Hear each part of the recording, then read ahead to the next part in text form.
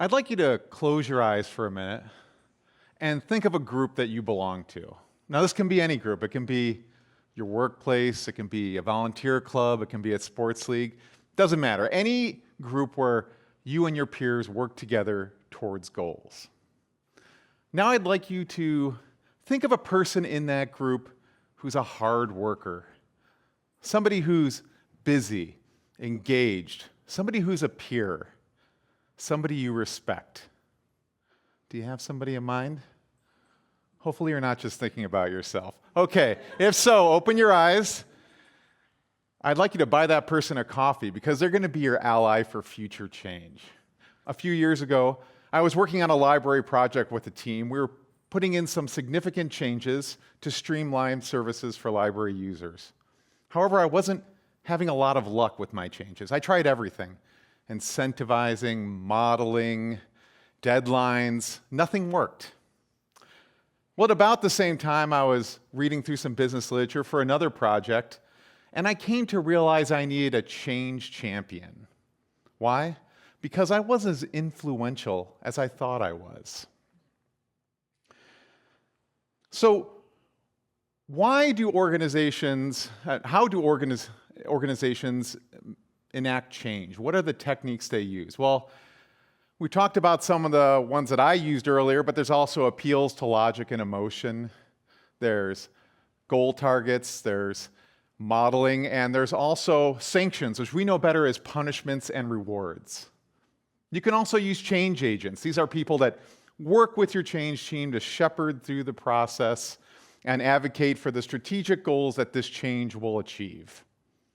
But you don't have to use these tools exclusively. They can all be used at the same time. But no matter which tools you use, change often encounters some form of resistance. How often? Well, according to literature, about 50 to 75% of the time, organizations encounter some sort of resistance enacting their change. So, what are the factors that cause this resistance? Well, first off, we fail to engage our workforce, right? When we do change, we have to engage from the bottom up as well as the top down. And we know in the workplace there's always status quo, right? We always did something this way. This is the way we always did things. That has inertia, and you have to overcome that. There can be barriers to communication. They have fancy names like groupthink and process loss and Abilene paradox, but they all result in some way in which we fail to communicate our change. We can have a failure to galvanize our employees to collective action or solicit feedback. And sanctions, these punishments and rewards, they actually erode trust in our groups because they apply external motivators to change. It's not something intrinsic to us. And you may have seen this in small groups. I think we've all been in small groups and tried to enact some sort of change. But your peers know the limits of your power in a small group. And you also have to maintain working relationships with them in small groups. So how do we diffuse this resistance? The answer I want to give you is look to your peers. The person I asked you to imagine at the beginning is your change champion. Now, according to business literature, we call that our PO fit person. That stands for person organizational fit. But simply defined, that's a person in your organization or group with superlative abilities relative to other workers. They're hard workers, and again, they're your peers. So why are these people influential? Well, they have the time and the energy, because they complete their work so efficiently and efficaciously, to build social capital through networking. They also are able to uncover hidden processes during the change, right? So they can see new tools, techniques, and strategies that change uncovers, things of making the change even more effective and agreeable. And they have the other skills that you need to get through the change process: patience, compliance, flexibility.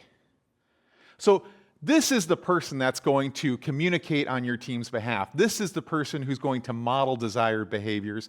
And this is the person who's going to solicit employee feedback. So how do you find this person? What's the technique? Well, you have to engage in some environmental assessment. Look around. First, do some direct assessment of your environment. Ask your peers, hey, who do you think is a hard worker? Who do you think is engaged? Who do you respect? This is not a controversial choice. If you ask around, people are probably going to come up with one or two names. And then engage in some indirect assessment. Who's the busiest, the most conscientious, the most extroverted? So again, this will be something that you'll notice right away. And this is going to be your PO Fit change champion. Now, who is a PO Fit person not?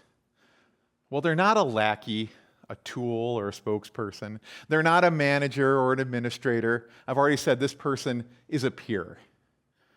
And they're not burned out. This is a person who's committed to the organization and enthusiastic. They're not a visionary. This is not the person to come up with ideas necessarily or articulate the change you hope to see. This is the person who's helping you as a trusted coworker or co-group member. So this person that you're looking for is well positioned to enact change through that social networking. They're well placed to model the behaviors you wish others to engage in to make the change move forward. And they're committed to stay through rocky seas. So going back to my library project that I wasn't having any luck with, my team and I discussed who would be a likely person that could help us. Who was our PO Fit candidate? Well, we identified somebody, asked them to come help out. They came on board. And sure enough, and soon enough, my library changes started to have some real success and were fully implemented.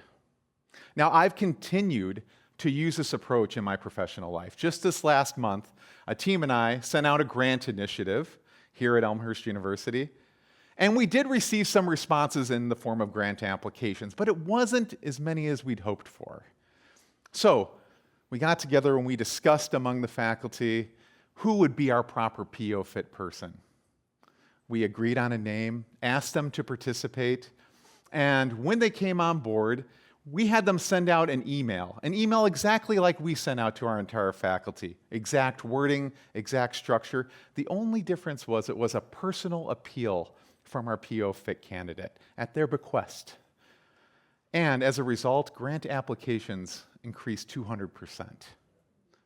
So behold the power of the change champion.